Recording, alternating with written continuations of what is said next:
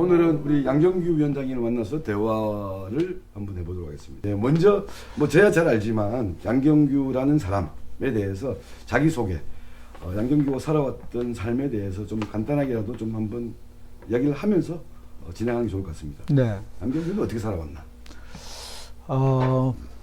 대학을 고려대학교에서 경영학을 해서 저는 뭐 대한상공회의소로 입사를 하고 거기서 뭐 직장 생활을 평범하게 하다가 그게 첫 직장이자 마지막 직장이죠? 네, 결국 이제 그 직장에서 해고되는데요, 나중에. 87년 이제 노동자 대투쟁 시기에 노동조합을 만들고 노동운동을 시작하게 되죠. 대한상공회의소 노동조합 위원장을 거쳐서 상급단체 했던 전문노련, 공익노련, 그리고 공공연맹의 위원장을 하게 되죠. 어느 순간 평범한 직장인이 노동운동의 중심으로 들어가게 되고 나중에 이제 민주노총 부위원장을 하게 되고 뭐 민주노총 위원장을 출마한 적도 있습니다만 어쨌든 뭐 정직하면 부위원장이셨고 낙선을 하게 되죠. 네. 그렇게 뭐 오랜 기간 노동운동을 하고 그 과정에서 이제 공공연맹 위원장으로서 총파업을 지휘했다라고 하는 혐의로 구속돼서 감옥에 갔다 오고 감옥 갔다는 이유로 대한상공회의소에서는 해고를 하고 2005년에 해고돼서 정년을 마칠 때까지 결국 마지막에 복직투쟁도 해봤습니다만 복직을 하지 못하고 거리에서 정년을 맞이하게 됐죠. 감옥도 뭐 글로벌하게 다니셨더만. 네, 뭐 그 과정에서 또 이제 홍콩 WTO 반대 투쟁의 민주노총 투쟁단장을 해서 홍콩에 구속돼서 또 홍콩 감옥을 또 구경을 하게 되는 상황이 발생을 하기도 했었죠. 전과는 뭐 대략 한 뭐 그것까지 안 해도 돼요. 무슨 전과 끝다니고 그래. 그렇죠. 네, 네, 뭐 그렇게 알겠습니다. 이렇게 한편으로 노동운동을 중심으로 활동해 왔다면 또 한편으로는 노동자 정치운동, 진보정당 운동을 하게 되죠. 97년 국민승리 21을 만들 때 민주노총 정치위원장으로서 이제 국민승리 21을 함께 만들고 권영길 위원장을 대통령 후보로 출마시키면서 한국의 진보 정치를 시작하게 되고 2000년 민주노동당을 만들 때도 역시 다시 연맹위원장을 하다 올라와서 민주노총 정치위원장을 맡아서 당을 창당하고 창당 당시에 이제 권영길 당대표, 그다음에 노회찬 부대표, 양경규 부대표, 박순보 부대표, 사무총장을 이제 천영세 선생께서 하셨죠. 어쨌든 양경규 인생의 양대축이 하나는 노동조합 운동, 하나는 뭐 진보정당, 노동자 정치운동 이라고 볼 수 있겠네요. 네. 근데 그렇게 보면 엄청나게 진지하고 투쟁적인 사람 같은데 제가 대충 알기로는 당구도 한 5, 600 치시죠? 5, 600은 아니고 한 400 칩니다. 온갖 잡기에도 능하시고. 아니 그 당구를 잡기라고 얘기하는 사람들이 도대체 하여튼 뭐 그래서 스포츠 이런 데도 관심이 많으시고 제가 어려서부터 운동권이었는데요. 아주 어려서 초등학교 때부터 스포츠를 잘했죠. 그리고 또 제가 참 놀랐던 게 이게 또 생기신 것과는 다르게 상당히 문학적 소양이 계시더라고요. 그런데 경영학과 다니면서 거의 국문학과 수업을 주로 더 많이 들었습니다. 원래 이제 뭐 젊었을 때 누구나 그렇습니다만 소설가가 돼야 되겠다, 뭐 또는 시인이 돼야 되겠다 이런 생각을 하면서 저는 그런 생각 해본 적이 없습니다. 네, 그러실 수 있죠. 네. 자 그러면 내 인생의 책 이렇게 말하면 한두 권 정도 뭐 소개를 한다면 그런 책은 없습니다. 그런 책 없습니까? 있던데. 뭐 있을 수 있는데 뭐 이러저러한 소설 또는 이러저러한 고전들 뭐 영향을 미친 책들이 있습니다만 내 인생에 뭐 한 권 이렇게 말하는 건 좀 뭐 별로 저는 오히려 그런 걸 별로 안 좋아합니다. 네. 그것도 나중에 한번 더 얘기를 해보시죠. 네. 하여튼 지금은 정의당의 뭐 당원이시고 특위위원장을 맡고 계시고 또 작년에는 당 대표도 출마도 하셨는데 양경규에게 지금 정의당은 어떤 의미인가요? 그러니까 이제 저로서는 2008년 분당이 되고 나서 당적을 이제 버리게 되죠. 진보신당도 안 하고 민주노동당도 안 하고 그런 상처가 컸었는데 2011년경에 더 이상 진보 정치가 이렇게 각계약진하면서 분열된 구조들을 좀 정리하고 새롭게 노동자 정치 운동을 좀 시작해 봐야 되겠다라고 2011년에 또 한 번 결심을 하죠.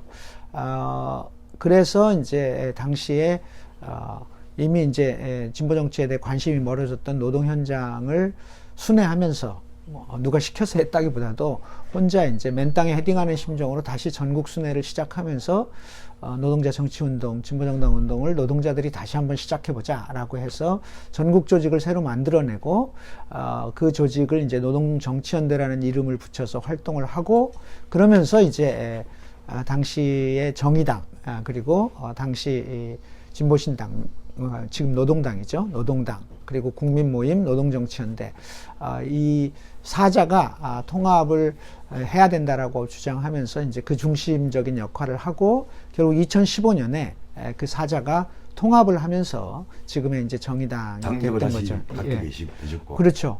그러면 뭐 2000년 민주노동당을 창당할 때는 민주총회 정치위원장으로서 노동자 정치 세력화의 어떤 문을 여는 네. 민주노동당 창당의 역할을 했다고 한다면 또 뭐 분당 이런 어지러운 시기에는 네. 다시 좀 마음이 멀어지고 기대가 실망으로 바뀌었던 노동자들 내에서 다시 노동자 정치 세력화 운동을 다시 시작해야 된다. 네. 이거를 노동정치연대라는 이름으로 제기하셨고 그리고 다시 정의당에 이제 합류하게 됐던 네. 이런 과정이라고 하면 되겠네요.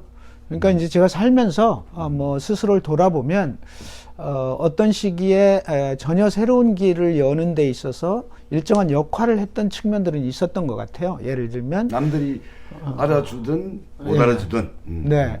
그러니까 뭐 어디에나 있었지만 어디에도 없는 듯 보였지만 그럼에도 불구하고 문을 열어왔던 사람이었다라는 생각을 하긴 해요. 이게 뭐 자화자찬이 아니라 스스로를 돌아보는 삶인데 국민승리 20일 할 때는 누구도 진보 정치에 대해서 엄두가 안 나는 일이었는데 처음으로 97년에 국민승리 21이라는 것을 만들고 정치위원장을 하고 또 2000년에는 드디어 한국사의 명맥이 끊어져 가던 진보정당이라고 하는 걸 다시 창당하고 그리고 이제 노동운동으로 가면 뭐 또 이제 공공부문 노조운동이라고 하는 것을 전체를 통합해서 지금 23만이 되는 공공운수노조를 만들어낸 거죠. 그 전까지는 공공부문 노조운동이 다 개별적으로 이루어졌던 걸 다 묶어서 공공연맹을 또 창당을 하게 되고 그리고 이제 2015년에 다시 한번 진보정당 운동이라고 해서 뭐 새로운 진보정당 운동의 길을 열게 되고 지금 이제 저는 또 다른 새로운 문을 열어야 되는 게 이제 변화된 조건 속에서 진보 정치의 길을 이제는 보다 분명하게 한국 사회의 대안정당으로 자리서게 하는 전환점에 와 있고 이 문을 다시 한번 열어야 된다 이렇게 생각을 하고 있는 거죠. 뭐 우리 청산 유수시네요. 어차피 이런 인터뷰라는 게 자기 자랑을 하게 마련인 건데 뭐 그럼에도 불구하고 꼭 자랑이라고 생각하지 마시고. 그러면 제가 조금 더 궁극적으로 물어볼게요. 저는 이 정의당에 대해서 우리 양 위원장님보다는 조금 더 비판적인 사람입니다. 네. 이번 선거 이번에 21대 4월 총선에서 뭐 정의당에 대해서는 저는 약간 양면적인 생각이 있어요. 애정도 있고 비판적인 생각도 있는데 근데 이번 총선에서 정의당을 뭐 찍는 게 왜 찍어야 되죠? 왜 지지해야 되죠? 그러니까 이제 세상이 변화하고 있는 거죠. 뭐 진보정당 운동이라는 게 이제 과거는 노동이라고 하는 가치 또는 뭐 흔히 이제 계급정당 뭐 이런 표현까지 이제 과거에는 운동적으로 쓸 수밖에 없는 용어였다고 보면 지금은 진보라는 가치 자체가 변하고 있는 상황이잖아요. 물론 아무리 세상과 진보의 가치가 변해도 가장 근본적인 가치 자본주의 체제의 이윤이라고 하는 것에 맞서는 인간의 가치라고 하는 게 가장 중요한 가치이고 이 가치를 실현하는 것이 진보정당이라고 저는 생각을 하는 거죠. 네, 그러면 조금 더 이제 다른 각도에서 우리가 보통 보게 되면 시민운동, 사회운동, 노동조합 운동은 뭔가를 바꾸어 나가는 어떤 힘, 흐름이라는 게 약간 느껴지잖아요. 근데 정치가 과연 우리 삶을, 우리 사회를 바꾸어 나가는 유력한 어떤 수단이 됩니까? 왜 정치를 하시는 거죠? 정치라고 하는 것은 뭐 제가 생각할 때 정치의 본령이라고 하는 것은 먹고 사는 문제를 해결하는 것. 한 공간과 한 공동체의 먹고 사는 문제를 해결하는 것이 정치라고 생각을 하게 됩니다. 물론 다양한 운동들도 결과적으로는 이윤 중심이라고 하는 문제에서 인간의 먹고 사는 문제라고 하는 가장 인간의 기본권의 문제를 해결하기 위한 것이라고 저는 운동을 정의하는데요. 결국 이 운동과 정치가 구별되지 않는 구조인데 우리 사회의 정치라고 하는 게 여의도 중심이라고 하는 구조의 가치고 또 이 여의도 중심의 구조에 갇힌 이 정치가 인간의 가치의 문제보다는 사실은 자기들의 기득권을 일정하게 확장하거나 유지하는 데 머물러 있다라고 하는 것이 정치 본령의 책임을 다하지 못하고 있다 이렇게 보는 거죠. 진보 정치라고 이제 정치 앞에 진보자를 붙일 때 진보 정치는 바로 이 지점에 대해서 끊임없이 노력해야 되는 것이라고 생각하고 제가 정치를 한다는 것은 바로 진보 정치를 하겠다라고 하는 것이고 먹고 사는 문제, 인간의 가치 이것을 실현해가는 사회를 만들어가겠다라고 하는 것을 의미하는 거죠. 그래서 그런 것들을 하기 위해서 어쨌든 사회라고 하는 것이 보편적으로 정치라고 하는 구체적인 구체적인 행동에 의해서 벌어지는 제도 또는 법률 이런 것들이 기본으로 하고 있다고 보기 때문에 이것들에 대한 일정한 정도의 극복 또는 개혁, 혁신 이런 것들을 만들어내는 정치적 공간 그리고 사회운동으로서 또한 같은 역할을 하고 있는 운동적 공간 이것들이 어우러지는 진보정치 이것을 저는 앞으로 우리가 지향해야 될 정치적 지표이자 좌표 혹은 정치라는 말에 대한 우리들의 이해가 그렇게 확장돼야 된다 이렇게 생각을 하고 있습니다. 예, 그러면 뭐 말씀을 잘 하셨는데 그럼 이 질문을 안 드릴 수가 없는 게 그 한간에 그런 비판들과 문제 제기들이 많잖아요. 민주당의 이중대 아니냐, 정의당은. 근데 이런 게 그냥 자유한국당의 저주나 비난만은 아닌 것 같아요. 여러 가지 행보를 볼 때 문재인 정권의 사실상 하위 파트너 역할을 한 거 아니냐. 이런 지적들도 있는데, 그러면 이 질문에 대해서, 즉, 문재인 정부가 지금 출범한 올해가 4년차 아닙니까? 이 문재인 정부에 대한 양경규의 시각 또는 정의당과 진보 정치의 평가는 뭐냐? 이건 한번 짚어야 되지 않겠습니까? 우회할 수 없는 문제 같아요. 네. 문재인 정부에게 공도 있고 과도 있는 것은 사실입니다. 이제 역대 소위 이제 야당이라고 얘기되는 흔히 이제 학술적 표현으로 자유주의 정부 이렇게 얘기되는 이 민주당 정권, 그렇게 이어지는 민주당 정권들이 갖고 있는 공통점이 있어요. 예를 들면 남북 문제. 혹은 정치적 민주주의에 있어서의 일정한 진전, 이런 부분들과 관련돼서는 일정한 진전들이 있고 그것은 현실적으로 공이라고 할 수 있는 부분이라고 보여집니다. 네. 그렇지만 예를 들면 늘 또 따라다니는 과라고 하는 문제가 예를 들면 사회적인 문제들, 그게 노동 문제 혹은 경제 문제 또는 먹고 사는 문제, 민생의 문제 이런 문제들에 있어서는 늘 높은 점수를 받아오지를 못했습니다. 그것은 현실적으로 보면 결국 자유주의라고 일컬어지는 정부들이 갖고 있는 보편적인 특성이라고 보여질 수 있는데요. 결국 이 문재인 정부의 공과의 문제라고 하는 것은 이 정부 또는 이 정당이 갖고 있는 본질적인 한계에 속하는 부분이다. 저는 그렇게 보고 있거든요. 진보 정치가 바로 이 부분에 대해서 보다 분명한 대안들을 가지고 민주당 정부에 대한 태도를 갖지 않으면 제2중대라고 하는 얘기를 들을 수밖에 없는 구조에 있다. 저는 이렇게 보고 있습니다.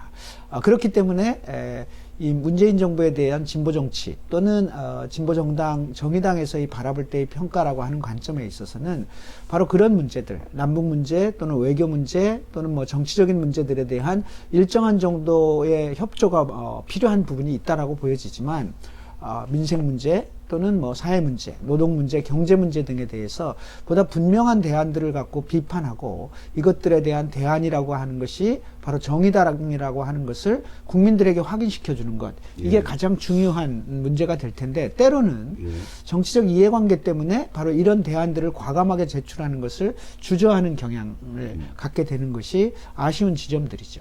그러다 보면 당이 이중대 얘기가 나올 수밖에 없고 저는 지난번 당대표 선거에서 얘기했듯이 이중대라기보다는 그저 착한 민주당 정도의 수준을 자족하는 경향이 있는 거 아니냐 이 문제에 대한 과감한 돌파가 필요하다 이런 지적들을 한 바가 있죠. 자, 우리 너무 이게 우리 스타일상 이렇게 너무 이렇게 무거운 이야기만 하시는 것 같은데 자 제가 한번 이런 이야기도 한번 드리고 싶어요. 양경규의 인생에서 세 가지 사건이 있다고 한다면 세 가지 장면을 꼽아라 한다면 뭘 꼽겠습니까? 뭐 우선 첫 번째는 노동운동을 또 시작했다는 진지 사실, 버전으로 그것이 어쨌든 저한테 제 인생에 있어서 가장 중요한 거죠. 노동조합을 만난 것. 그럼요. 그러니까 나이 27 정도 되는 시기에 노동조합을 만나고 그러면서 그 이후의 삶은 노동운동만을 했기 때문에 그것이 제 인생의 전환점이자 가장 중요한 사건이었다. 이것을 뺄 수 없는 사건이다 이렇게 두 번째 보고요. 두 번째 장면은 결국 계속 진지할 수밖에 없는데. 그럽시다.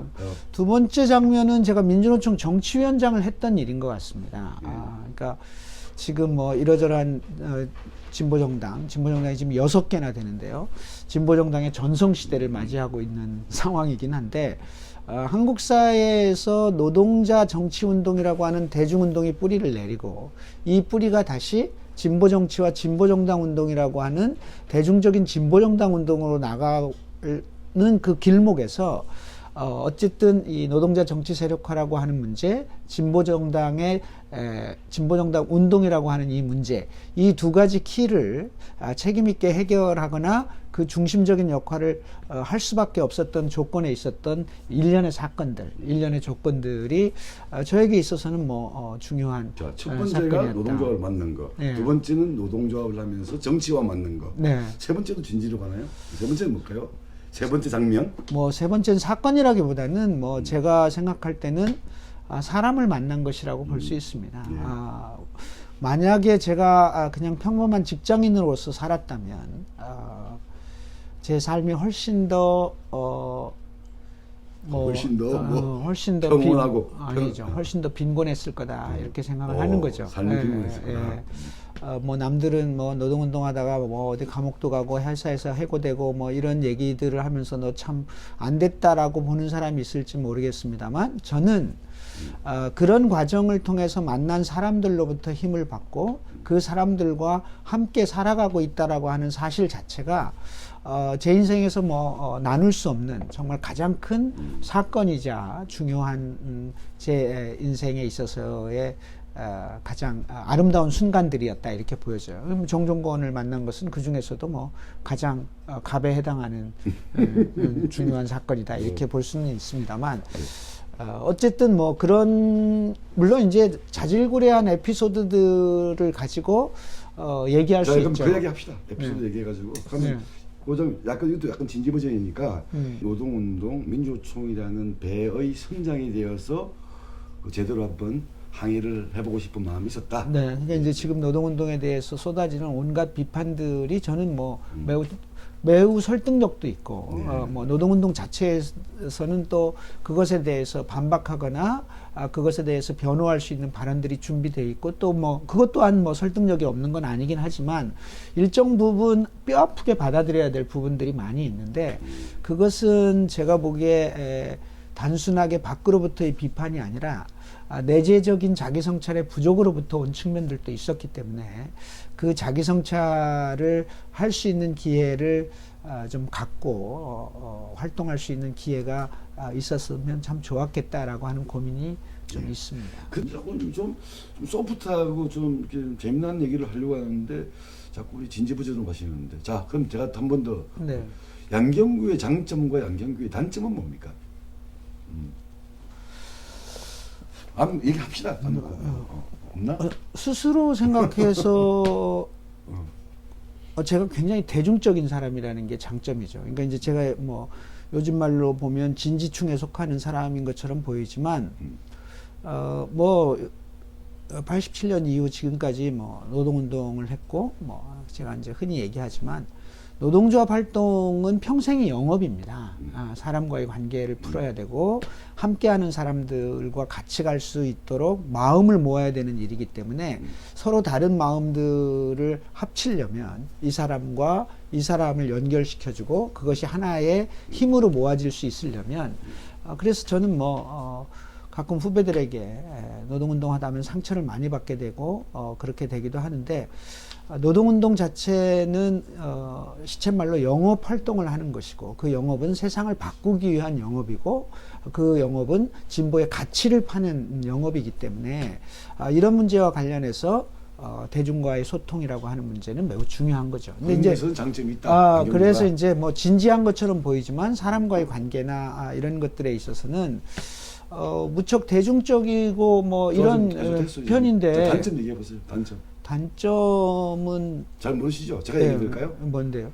바로 그게 단점입니다. 제가 볼 때는 양경규가 아까 뭐 당구도 500치고 온갖 스포츠나 대중의 관심사에 대해서 많이 알고 그리고 좀 유머도 있고 그 사람들하고 좀 이렇게 조금 실없는 소리도 자주 하고 쉽게 대중 친화적인 사람인데 그렇게 안 보이는 거? 안 보이고 그런 이미지를 못 주고 아까 말씀하셨던 진지충의 이미지로만 보여지는 게 오히려 단점이 같다는 생각이 듭니다. 네. 단점 맞죠? 네. 그러니까 저도 그걸 잘 모르겠어요. 그래서 이제 약간 뭐 이렇게 살다 보니까 가까이 있는 사람들과의 관계는 괜찮은데 중간쯤 거리에 있는 사람들은 많이 싫어하고 아주 멀리 있는 사람들은 괜찮게 생각하는 뭐 약간 뭐 그런 느낌. 그러니까 이제 뭐 일반 조합원들이나 이런 대중적인 사람들과의 관계에 있어서는 뭐 비교적 괜찮은 편인데 또 아주 가까운 사람들하고도 뭐 괜찮은 편인데 딱 한 발 정도 떨어져 있는 사람들과의 관계에 있어서는 제가 잘 못 푸는 지점이 있었던 것 어차피 같아요. 대중 정치에서는 정치인의 내공과 준비된 콘텐츠와 이것도 중요하지만 나의 이미지가 어떻게 대중들에게 보여지느냐 이런 부분도 참 중요한 것 그게 같아요. 요즘 뭐 엄청난 변신을 시도하고 있는 거잖아요. 네, 예. 네. 그래서 뭐 생전 안 하던 일들을 엄청 많이 하고 있는 거고, 뭐 그런 측면에서 뭐 사람들이 얘기하죠. 많이 좋아졌다고. 네, 저는 그 얘기를 한번 묻고 싶었어요. 요즘 이게 페미니즘이라는 화두, 이게 특히 우리 그 뭐 생물학적으로 남성이기 때문에 더 이런 문제에 대한 고민이 있어야 된다고 생각하기 때문에 이게 페미니즘이라는 화두가 어떻게 보면 시대적 흐름, 트렌드, 유행만큼 강력하게 지금 형성되고 있잖아요. 네. 진보 정치 또는 진보 운동이 페미니즘을 어떻게 수용할 것이냐의 문제도 상당히 중요하다고 보여지는데 뭐 정의당 내에서도 뭐 이전에 뭐 메갈 사태 때문에 상당한 이 찬반 경론도 있었는데 양경규가 볼 때 이 페미니즘이라는 문제와 진보 정치, 진보 운동은 어떻게 만나야 된다고 생각하십니까? 저는 뭐 새로운 사회를 위한 동력이라고 생각합니다. 이 페미니즘 운동이라고 하는 게. 왜냐하면 페미니즘이라고 하는 것이 기본적으로는 수천 년의 역사를 두고 싸워왔던 일종의 기득권과 권위라고 하는 문제에 대한 저항이라고 생각하거든요. 어떤 운동이든지 간에 쌓여왔던 기득권에 대한 저항 그 자체는 그 의미 자체가 확장되면 새로운 사회와 평등한 사회라고 하는 구조로 수렴될 수밖에 없는 거죠. 이제 그런 측면에서 저는 페미니즘을 단순히 여성의 권익 신장이라는 문제가 아니라 사회 전반의 체제 또는 구조 이런 것들을 바꾸는 운동이라고 생각을 하는 겁니다. 저는 세 가지 한 공격적인 질문을 좀 던지고 싶은데 네. 첫 번째는 민주총, 두 번째는 민주적 사회주의, 네. 세 번째는 진보, 강한 진보 이런 이야기에 대해서 묻고 싶은데 하나씩 제가 여쭤볼게요. 어쨌든 민주총 출신이라는 말은 뭐 우리 양 위원장은 결국 정규직 조직 노동자 출신이잖아요. 네, 맞습니다. 근데 민주총이나 조직 노동 내에서도 이 비정규직의 문제 이런 문제가 고민은 많다지만 여전히 양적으로 질적으로는 아직은 소수의 문제화되어 있는 거잖아요. 근데 결국 지금 현재의 노동 문제의 핵심은 뭐 비정규직 문제, 뭐 알바 같은 뭐 단기 계약직 노동자들 문제, 이런 문제가 핵심이다라고 다들 얘기하는데 이 정규직 조직 노동자 출신으로서 한국의 노동운동은 어떻게 바뀌어야 된다고 생각하십니까? 민주총은 무엇을 해야 된다고 생각하십니까? 그리고 진보 정당의 노동 의제, 노동 아젠다는 어떻게 좀 설정돼야 된다고 생각하십니까? 이 민주노조 운동이라고 하는 것 그 자체가 지금의 정규직과 비정규직의 차별 구조 또는 임금 구조 또는 뭐 노동소득의 양극화 문제 이런 것들을 근본적으로 해결하지 못하면 어렵다라고 보여지는 건데요. 예를 들면 얼마 전에 부산 지하철 노조가 임금 상승분을 돌려서 청년 고용을 위해서 노동자들을 채용하는 문제로 했고 이렇게 됐는데 통상임금 수준에서 확보한 그 임금 분배를 이제 그런 부분들을 제가 볼 때는 일종의 정규직의 미담으로 소개된다라는 경향이 있는 거죠. 그렇죠. 그러니까 이것은 미담의 문제로 해결될 일이 아니라는 거죠. 그건 민주노총의 수천 개의 노동조합 중에서 한 개의 노조의 미담으로 이 문제가 해결되는 문제가 아니기 때문에 이 문제를 어떻게 할 거냐. 어떻게 할 것이죠? 저는 일단 교섭 구조에 대한 전면적 전환이라고 하는 것에 대한 배수진을 쳐야 됩니다. 흔히 이제 3인주의 국가들이라고 일컬어지는 북유럽의 복지 국가들의 노동소득의 이 어느 나라든 차이는 일정하게 있을 수밖에 없는데요. 고소득자와 저소득자.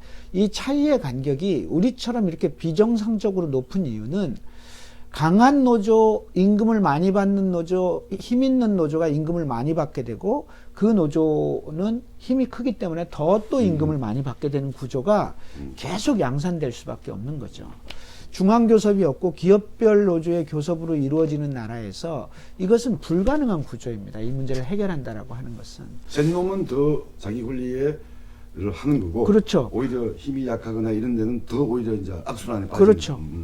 그래서 이런 문제들과 관련해서 산별노조 얘기 나오고 이제 중앙교섭, 산별교섭 이런 얘기들이 나오는데 이 문제는 본질적으로 노동운동이 필생의 과제이고 현재 운동을 돌파할 수 있는 중요한 출구라고 하는 관점에서 단순하게 바라볼 문제가 아니라 운동의 사활을 걸어야 되는 문제이다 이렇게 보는 거고요.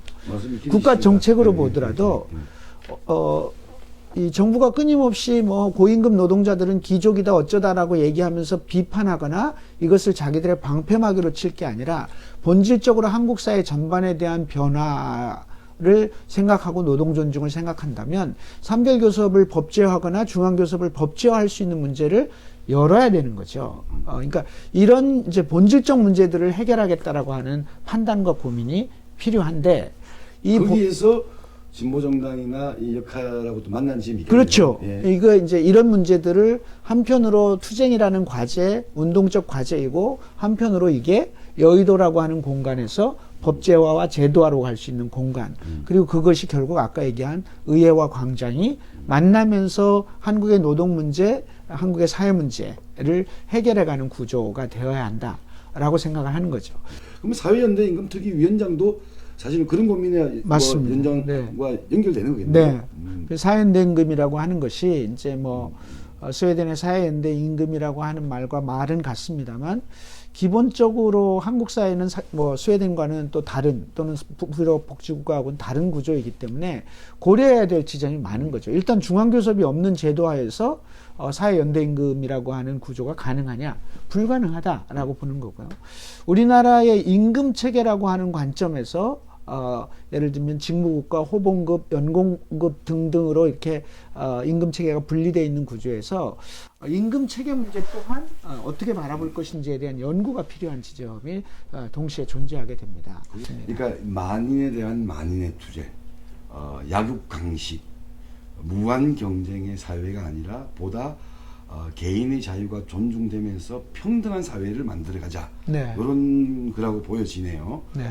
그런데 그런 사회로 가지 못하는 약육강식 무한 경쟁의 사회의 특징 중에 하나가 뭐냐면 약자와 연대하는 것이 아니라 오히려 약자를 믿지 않고 오히려 핍박하는 이런 모습들이 있잖아요. 또 정치적으로 그런 이야기들을 많이 하시잖아요. 뭐 저소득, 저학력, 어려운 계층일수록 오히려 자유한국당과 같은 우파 정당이나 극우파 세력들을 지지하는 경향이 있다. 이런 계급 배반적인 투표가 여전히 우리 현실이잖아요. 이 현실을 바꿔 나가려면 진보는 그냥 옳은 소리, 뭐 공자님 같은 맞는 소리만 하는 것이 아니라 뭔가를 힘과 강해야 된다. 이런 고민도 하게 되는데 이 문제에 대해서 좀 어떻게 생각하시는지. 일단 뭐 제가 생각할 때 약자가 기득권에게 투표하는 그래서 왜 가난한 사람들은 부자에게 투표하는가. 첫째는 가난한 사람들이 부자에게 투표하게 만드는 경쟁과 효율이라고 하는 것을 끊임없이 재생산하는 가진 자들의 지배 구조로부터 오는 부분들이 있습니다. 저는 그게 일종의 이데올로기라고 보여지는데요. 이 이데올로기가 워낙 강력하기 때문에 가난한 사람들끼리 그 경쟁의 구조에서 살아남고자 하는 욕구들을 끊임없이 자극하고 있는 거죠. 그래서 자본주의 체제가 갖고 있는 본질적인 경쟁과 효율의 구조를 통해서 가난한 사람들의 이데올로기, 가난한 사람들을 이데올로기로 통제하는 것들이 하나의 원인이라고 할 수 있다고 저는 보여지거든요. 이런 문제들을 이제 기본적으로 만들어내는 우리의 체제에 대한 근본적 질문을 던져야 된다. 우리는 가끔 어떤 문제를 예를 들면 임금 피크제를 둘러싸고 나왔던 청년 세대의 일자리를 나이 든 사람들이 뺏어가고 있다라거나, 그래서 원래 본질적인 문제로부터 발생된 문제를 이 체제는 교묘하게도 세대 문제로 환원시키거나 또는 성 간의 이 성평등의 문제, 성의 불평등 문제로 환원시키거나 하는 경향성들을 끊임없이 만들어내고 확장시켜 왔던 것도 사실인 거죠. 그래서 이제 근본적인 질문을 던져야 한다는 측면에서 이 진보정당 또는 진보정치의 과제가 첫째로 있다, 이렇게 이제 보여지고요. 두 번째로는 제가 생각할 때 가난한 사람들이 부자에게 투표하는 이유는 현실에 대한 가능성 문제가 크다고 보여집니다.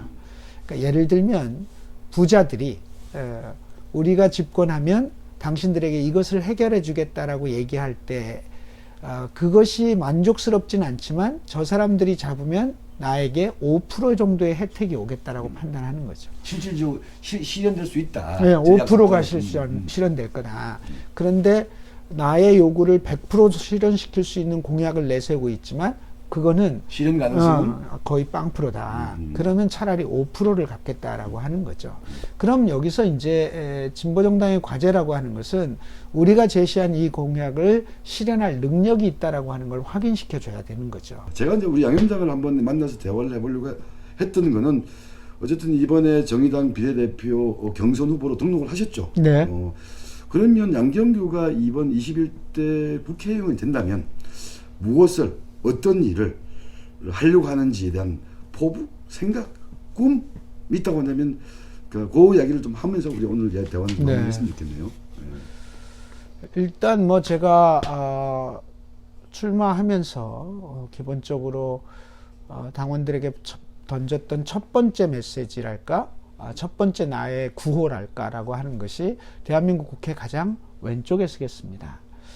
이것은 이미 이제 우리 사회가 어떠한 사회에 와 있고 이 문제를 발본적으로 성찰하고 발본적인 문제 제기를 하는 그런 국회 또는 그런 의원이 되고 싶다라고 하는 것이 첫 번째로 가장 강력하게 제가 생각하고 있는, 대한민국 국회의 가장 왼쪽에 서겠습니다. 네. 그럼을 통해서 우리 사회의 불평등과 차별의 문제, 우리 사회의 페미니즘의 문제, 우리 사회의 환경과 생태 문제에 있어서 보다 발본적이고 근본적인 입장들을 분명하게 얘기해주고 그 분명하게 얘기하는 것을 국민들이 듣게 만드는, 그래서 국민들이 다시 한번 생각하게 만드는 그런 의원이었으면 좋겠다라고 하는 게 첫 번째 바람입니다. 두 번째 바람은 그런 과정들을 통해서 국민과 소통을 하고 싶습니다. 우리 진보정당의 의원들 또는 진보정당에 그동안 거쳐갔던 의원들이 뭐 지금은 불과 6석이지만 전부 연인원으로 따지면 50명 정도가 되는데요. 국민이 기억하는 의원이 노회찬, 심상정 의원 정도라고 보여진다면 권영길도 넣어주셔야죠. 권영길 의원. 그러니까 이런 구조에 대해서 우리가 고민하는 건 뭐냐면 그만큼 국민에게 사랑받는 진보정당의 의원 수가 많지 않았다라고 하는 거죠. 그 사랑받는다라고 하는 것은 여러 가지 요인이 있을 겁니다. 국민이 갈급해하는 부분 또는 목말라하는 부분, 원하는 부분들을 짚어주고 그 짚어줌이 또한 구체적인 실천으로 나타나고, 그래서 저 의원이 우리 의원이라고 느끼게 만드는 것, 그리고 그것이 또한 해결할 수 있는 능력으로 나타나는 모습들을 가질 때 진보정당의 의원이라고 하는, 그래서 저 당에 정말 우리가 원하는 사람이 있구나라고 하는 것을 확인시켜주고 싶은 거죠. 그것이 이제 두 번째라고 한다면, 자, 두 번째를 정리하면 노동자와 국민에게 사랑받는 정의당을 만들고 싶다. 네. 세 번째는 이제 그렇게 하려면 저는 정의당이 아까 이제 앞에서 우리 진보정당과 관련된 이러저러한 얘기들을 많이 했는데 그런 당으로 탈바꿈이 돼야 되는 건데요. 진보 정치가 앞으로는 이래야 되고 진보정당은 이런 운동들을 해야 된다. 예를 들면 광장과 의회를 결합시키고 제도권 정치와 사회운동을 결합시키고 지역 정치와 여의도 정치를 결합시키고 각각의 부문운동들을 하나의 큰 사회운동으로 묶어가는 허브가 되고 중심이 돼야 되는 이렇게 되기 위해서는 당을 또 바꿔나가야 됩니다. 진보정당의 의원은 단순하게 의정활동을 하는 것으로 그치지 않습니다. 바로 진보정당 그 자체를 발전시키고 성장시키는 지도부이자 리더가 될 수밖에 없는 위치에 있다면 그 역할들을 하는 의원이고 싶다. 의원이라고 하는 것을 통해서 당원들과 충분히 소통하고 당을 이렇게 바꿀 수 있는 힘들을 같이 공유하고 그러면서 당의 새로운 흐름들을 만들어내면서 당을 당답게 만들어가는 진보정당답게 만들어가는 그런 역할들을 하고 싶다. 이게 세 번째입니다. 결국 노동운동을 오랫동안 해왔던 저는 노동운동에 대한 깊은 이해도 있지만 노동운동의 세력들 또는 노동자들의 세력을 이 당의 정치적 기반이자 대중적 기반으로 확장시킬 수 있는 가장 중요하고 핵심적인 역할을 할 수 있는 조건을 갖고 있고 그것은 곧 당 성장의 주춧돌이 될 거다.